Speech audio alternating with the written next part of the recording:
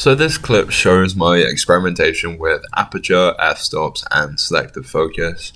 What that basically is choosing what parts of a shot are in focus and what parts aren't. So you do this by using the little wheel on the front of the lens, which decides the focus distance, the focal point, rather. And I also messed around with the aperture, which is the f-stops, which kind of chooses how out of focus something is. I chose the location of the church and the churchyard as there was a lot of stuff I could focus on and switch between focus.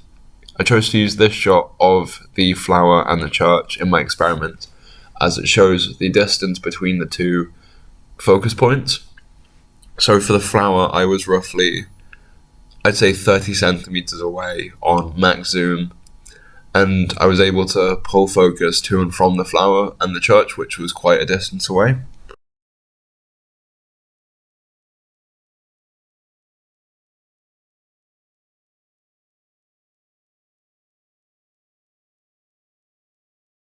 For this section, I experimented with focusing on screens such as phone screens and computer screens. This was difficult for me to get the hang of, as I learned that I had to adjust the exposure for the light from the screen itself rather than the light from the surrounding environment. I did this by changing the ISO of the camera, and it appeared the lower the ISO was, the easier it was to capture the screen. But the issue I kept having was getting the camera in focus while the screen was off, as when the screen powered on for the shot that I wanted, which was a notification coming through, I found it very, very difficult to be able to focus in on the writing, which took a few tries, and in hindsight it would have been easier with a tripod, but unfortunately I didn't have one to hand at that time.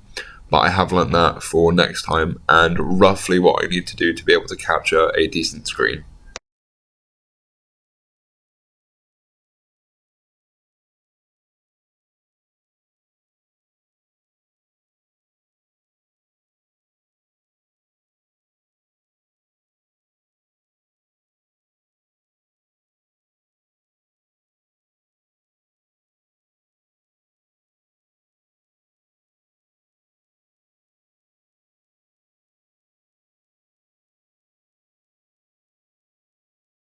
For this next segment, I'm trialing the difference between manual and autofocus. Since starting the course, we've been told that autofocus is bad and to always use manual focus because it's better and more accurate. Which is because with manual focus, you are dialing in yourself and you have control over what's in focus and what isn't. Whereas with autofocus, it kind of decides itself what should be in focus, which is fine for a shot like this with a person in the foreground and a relatively quiet background. But I feel like, for me personally, I will stick to using manual focus for static shots as well as most moving shots, as I can tell to a degree of accuracy that the shot that I want is perfectly in focus, whereas using autofocus, it does have a tendency to swap.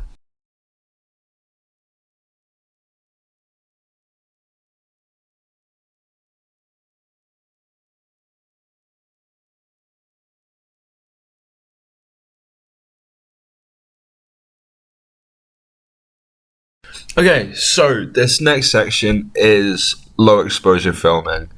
And what that is filming in dark places and in dark areas and capturing light. Or that's what I interpret it as I wanted a shot of a lighter in a dark environment. So to do that, I turned the exposure way down, the ISO, and asked my subject to light the lighter. And I think it worked. However, it has been brought to my attention that it is grainy, and that is because of the low ISO setting and quite potentially the lighting environment that I was in.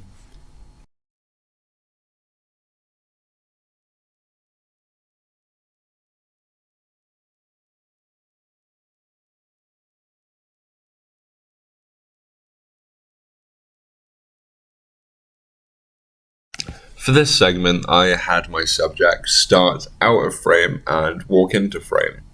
I did this because I essentially wanted to see if I could track him as he walked away from me, which meant to adjust the focus while filming and keeping an eye on both subject and surroundings. I feel like I did this well to a certain degree, but it is kind of hard to tell due to the distance and the surrounding areas. I feel like to improve this, I could have decreased the f-stop, which would have more harshly defined the blurred and clear areas. Editing in DaVinci Resolve in and of itself is an experiment, as I am mostly used to Premiere Pro, but due to financial restraints, I can no longer use Premiere Pro outside of college, which would be beneficial to me as I don't intend to do all of my work in college, as I find I work better at home.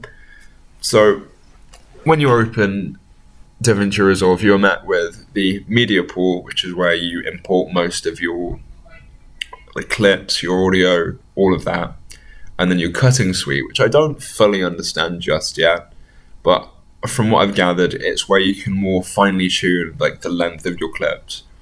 And then after that, we have the timeline, which is what I'm most used to from Premiere Pro, which is where you basically assemble your video, which it has some of the hallmarks of Premiere Pro, so I can use it to an extent. It's just some of the options, such as the effects panel, have changed locations, which is fine, and there is a learning curve, but you can get used to it.